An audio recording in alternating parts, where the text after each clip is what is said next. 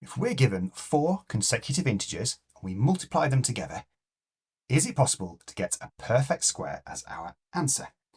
Well, it turns out that it isn't.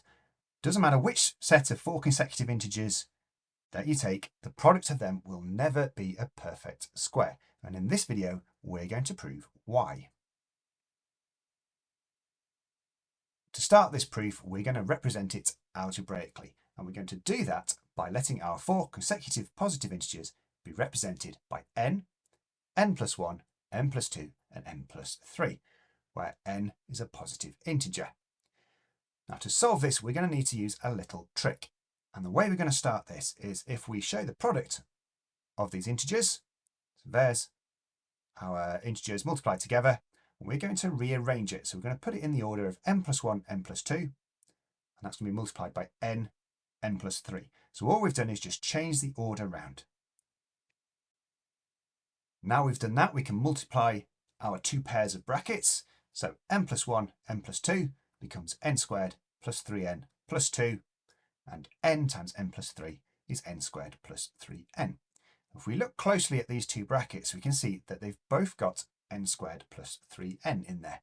So what we're going to do is we're going to separate that first bracket into the n squared plus 3n and the plus 2 and expand.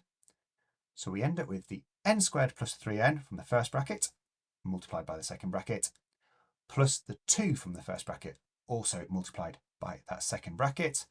Well, n squared plus 3n times n squared plus 3n is just n squared plus 3n all squared.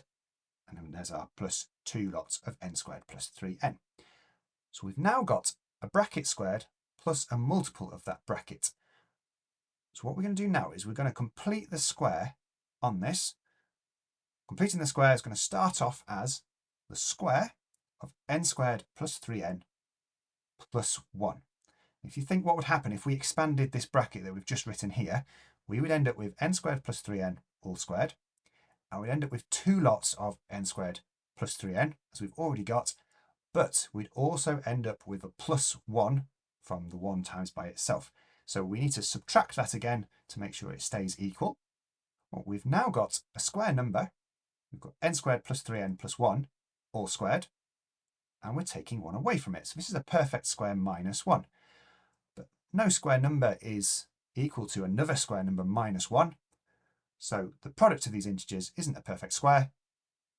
The product of 4 consecutive positive integers can never be a perfect square. If you've enjoyed this video, don't forget to subscribe to the Doing Maths channel or check out some more of my videos by clicking on the links here.